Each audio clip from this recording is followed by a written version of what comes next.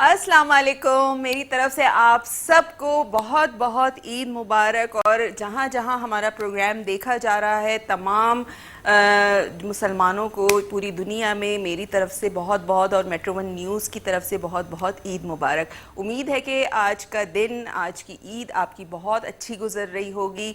और मैं तो फुल तैयार होके आई हुई क्योंकि मुझे ज़रा अपने कपड़े भी दिखाने थे ना, वरना वैसे कैजुअल उसमें शोज़ में तो हम कैजुअल कपड़े पहन रहे होते और मैं इतना तैयार भी नहीं हुई होती। लेकिन ईद का दिन ऐसा होता है कि आपका दिल चाहता है कि आप अच्छे से बाल बनाएं, अच्छी सी ज्वेलरी पहने, अच्छे से कपड़े पहने, मेकअप करें, तैयार हों और अपने रिलेटिव्स में जाएं, फैमिली में, फ्रेंड्स में घूमें फिरें, दावतें उड़ाएं तो बड़ा मज़ा आता है। कोई आपके घर आता है, आप किसी के घर जाते हैं, शीर खुरमा खाते हैं। और ये क्योंकि मीठी ईद है तो बड़े मज़े मज़े के मीठे बन रहे होते हैं और ज़्यादातर घरों में बल्कि अक्सर जो है वो शीर खुरमा ही बन रहा होता है। तो आज भी हम आपके साथ शेयर करेंगे शीर खुरमे की रेसिपी, क्योंकि ईद का पहला दिन है और मैंने सोचा कि शीर खुरमा से बेहतर जो है वो कोई रेसिपी नहीं है जो मैं आज आपको बताऊं, क्योंकि हर घर में शीर खुरमा बन रहा होता है, लोग खा रहे होते हैं नाश्ते में, दोपहर में खाने के बाद, रात को खाने के बाद। यानी शीर खुरमा एक ऐसी चीज़ है जो ईद के तीनों दिन आपके चल रहा होता है, तीनों दिन आप नाश्ते में उसको खा रहे होते हैं। तो चलें स्टार्ट करते हैं अपनी रेसिपी और चलते हैं काउंटर की तरफ, जहाँ मेरी चीज़ें भी, इंग्रेडिएंट्स भी रखी हुई हैं। शीर खुरमे की बहुत कम इंग्रेडिएंट हैं और कम इंग्रेडिएंट से बनने वाला बहुत मज़ेदार शीर खुरमा है। तो चलते हैं काउंटर की तरफ और साथ साथ आपने भी बताना है कि आपकी ईद कैसी गुजरी, कैसे आपने कपड़े पहने और क्या क्या ईद पे आपने पकाया, क्या क्या खाया, कहाँ कहाँ गए। तो ये सारी चीज़ें आपने मुझसे शेयर करनी है लाइव कॉल के थ्रू। अच्छा, शीर खुरमा हम बनाने जा रहे हैं तो शीर खुरमे के लिए दूध मैंने लिया है 1 किलो, 1 लीटर दूध है। 1 लीटर दूध को मैंने फ्लेम पे रख दिया है यहाँ पे पहले से, ताकि थोड़ा सा इसमें बॉईल हो जाए, क्योंकि टाइम थोड़ा सा शॉर्ट होता है तो थोड़ा सा काम हम क्या करते हैं कि पहले से स्टार्ट कर देते हैं। कुछ नहीं किया, सिर्फ इसको मैंने चूल्हे पे रखा था ताकि इसमें बॉईल आ जाए। सवैयाँ है मेरे पास आधा पैकेट, चीनी जाएगी हाफ कप, बादाम पिस्ते हैं, चावल हैं पिसे हुए जिनको मैंने भिगो दिया था। चावलों को आपने पीस के तकरीबन 1 घंटा भिगोना है ताकि वो सॉफ्ट हो जाएं। उसके बाद हम 1 लीटर दूध में 2 से 3 टेबल स्पून पिसे हुए चावल शामिल करेंगे। आपने वो खीर नहीं बनानी है, चावल आपने सिर्फ इसलिए डालने कि हल्का सा उसमें एक तो फ्लेवर आ जाए और एक हल्का सा उसमें टेक्सचर आ जाए, वो बड़ा मज़े का लगता है। ठीक है, साथ साथ मेरे पास मौजूद है कंडेंस्ड मिल्क, ये इसमें जाएगा हाफ कप। अच्छा, मीठा आप अपने हिसाब से कम ज़्यादा कर सकते हैं, ऐसा नहीं कि जितना मैं बता रही हूँ आप उतना ही डालें। अगर आप ज़्यादा मीठा पसंद करते हैं तो ज़्यादा भी ऐड कर सकते हैं और कम खाना चाहते हैं तो कम भी ऐड कर सकते हैं।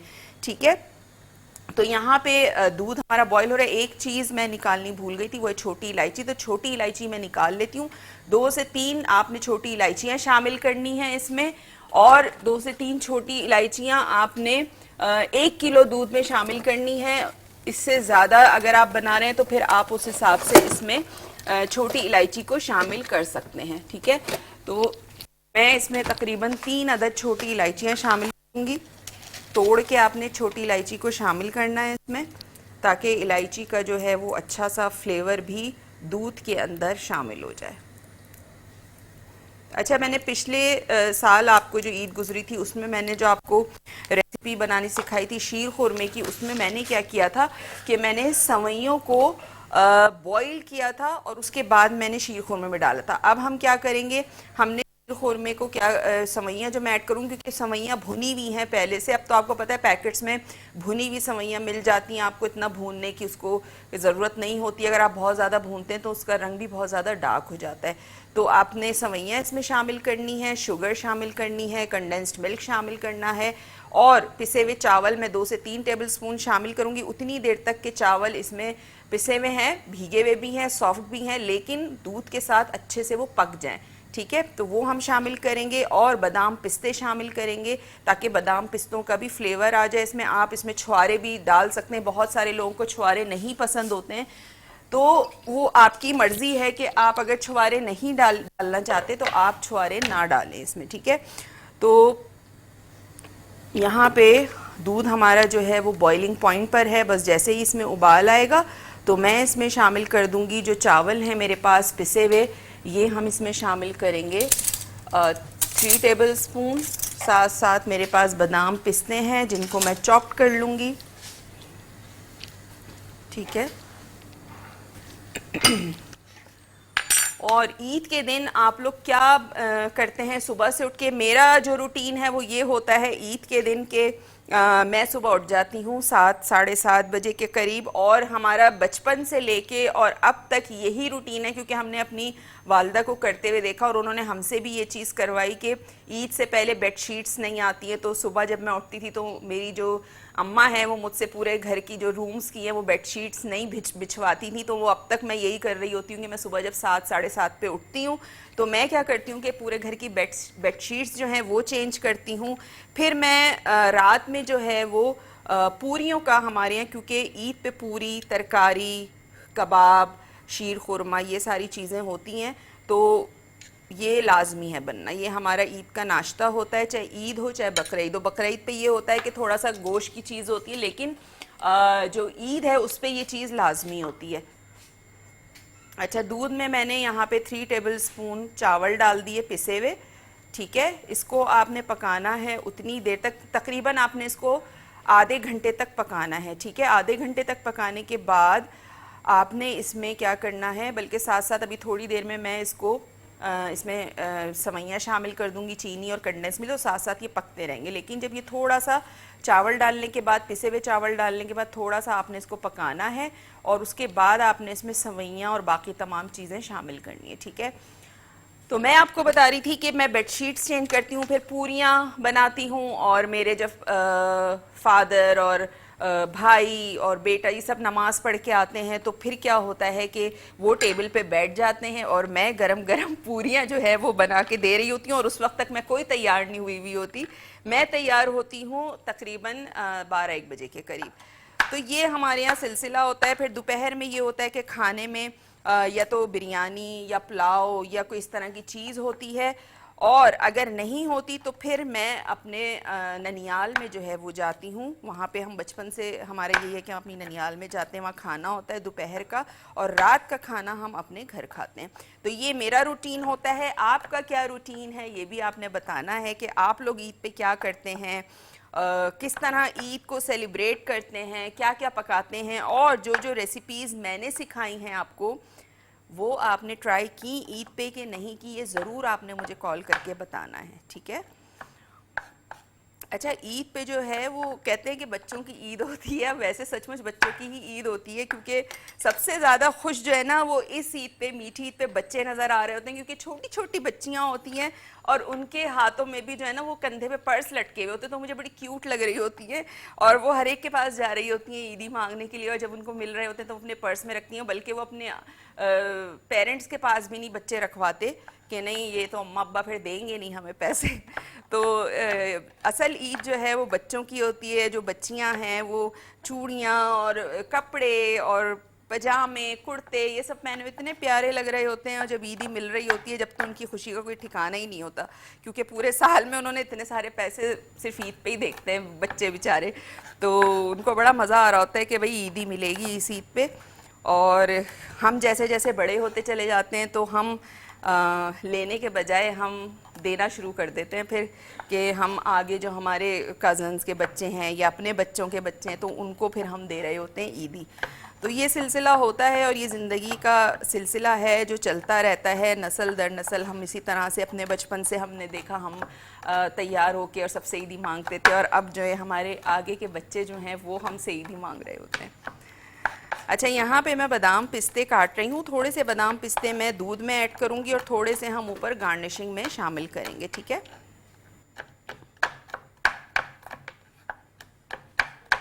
साथ साथ आधा कप कंडेंस्ड मिल्क है मेरे पास।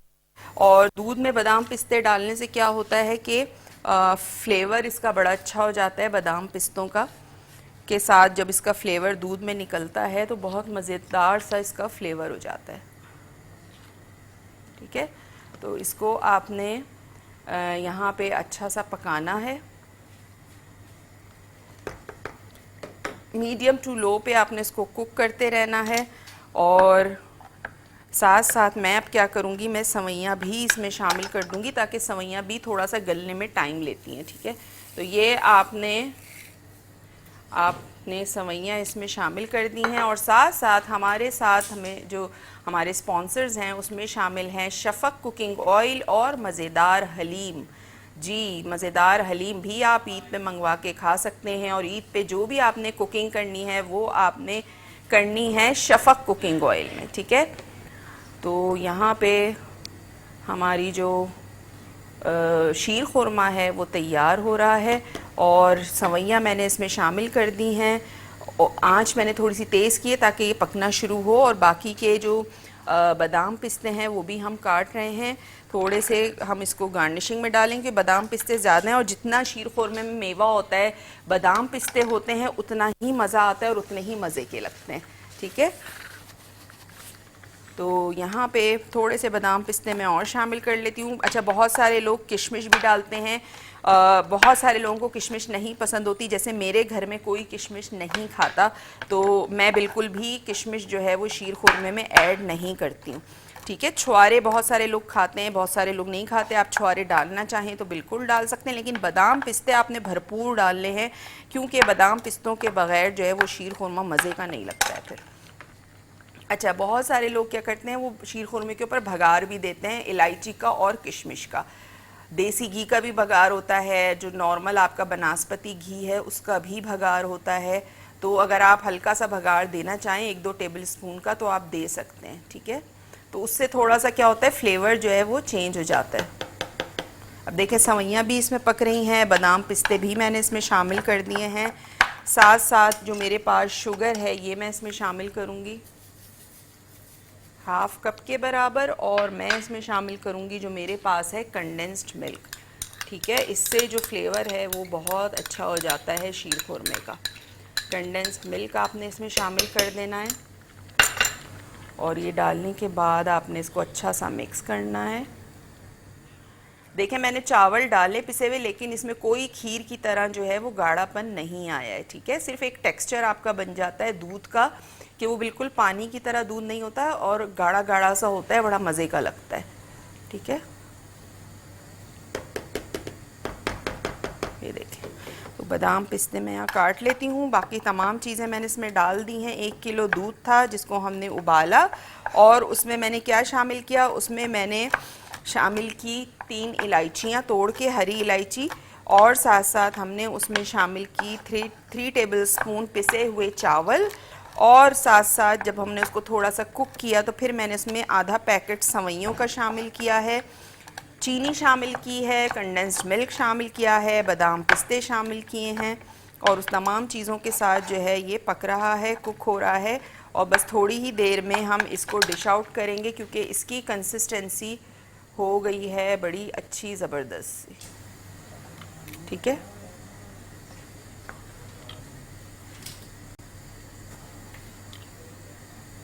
ये देखें,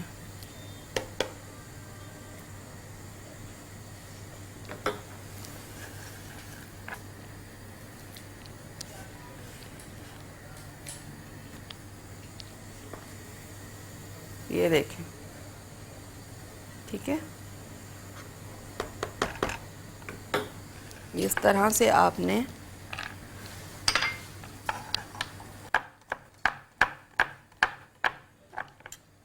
चॉप करना है बादामों को, पिस्तों को मैं ज़्यादा ऐड कर रही हूँ क्योंकि मुझे ज़्यादा पसंद है शीर खुरमे में बादाम पिस्ते। इसके अलावा क्योंकि मीठी ईद है और इस ईद पे जो है वो हम शीर खुरमा तो बनाते ही बनाते हैं, साथ साथ घर में दावतें भी चल रही होती हैं।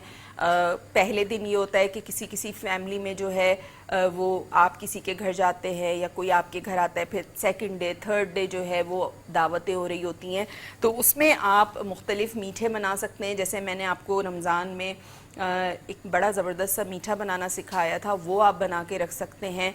और आप इसके अलावा जो मैंने आपको बहुत सारी रेसिपीज़ सिखाई हैं उसमें से आप रेसिपीज़ को ज़रूर ट्राई कीजिएगा और मुझे कॉल करके आपने ज़रूर बताना है कि आपने ईद पे कौन कौन सी मेरी रेसिपीज़ ट्राई की, क्या क्या किया और क्या क्या बनाया, क्या क्या खाया, क्या क्या जो है वो आपने पहना ओढ़ा, क्या मतलब किस तरह आप लोगों ने अपनी ईद को सेलिब्रेट किया, ये आपने ज़रूर बताना है।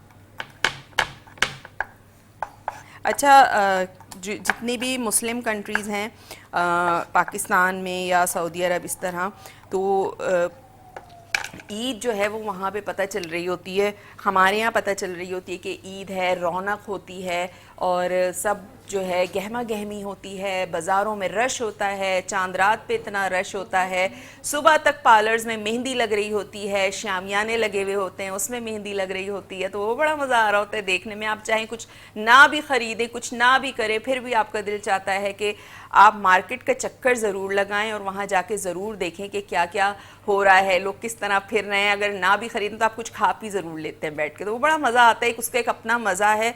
और साथ साथ जो है वो बाहर रहने वाले जो लोग हैं, जो यूरोप साइड में हैं, कनाडा में, अमेरिका में और इस तरह की जो बाहर की कंट्रीज़ हैं, क्योंकि मेरे जो बहन भाई हैं वो भी बाहर हैं, तो वहाँ पे तो आपको पता है कि ईद की छुट्टी भी नहीं होती है, उनके ऑफिसेज होते हैं, वो सिर्फ नमाज़ पढ़ के आते हैं और ऑफिस चले जाते हैं, तो वहाँ तो ईद का बिल्कुल भी पता नहीं चलता है। लेकिन जो असल रौनक ईद की है वो हमारे ही मुल्क में और जितनी मुस्लिम कंट्रीज़ है उसमें पता चल रही होती है ईद, कि ईद क्या चीज़ है, रमज़ान क्या चीज़ है, बाहर आपको बिल्कुल भी नहीं पता चल रहा होता। और इसीलिए लोग जो है वो ईद बकरीद पे छुट्टियां लेके पाकिस्तान आ रहे होते हैं, उनके उनके रिलेटिव्स होते हैं यहाँ पे। ठीक है, यहाँ पे हमारा शीर खुरमा हो चुका है तकरीबन तैयार और टाइम हो गया एक छोटे से ब्रेक का, तो आपने कहीं नहीं जाना है, मेरे साथ ही रहना है।